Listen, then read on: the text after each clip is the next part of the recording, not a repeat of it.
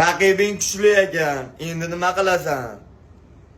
Hamma ustimdan kulib, hattoki o'zimning millatdoshlarim bitta viloyatdan bo'lib turib gapirayotganlar.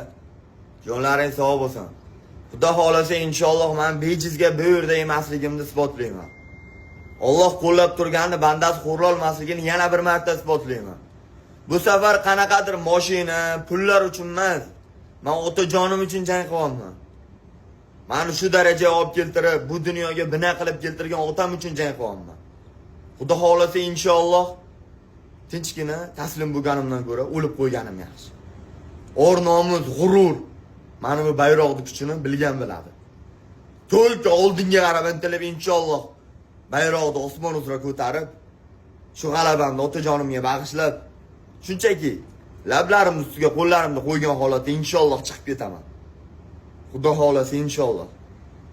Meni qo'llab-quvvatlab turganlar sizlarni yaxshi ko'raman. O'zbekiston! Olg'a! Inshaalloh, победа!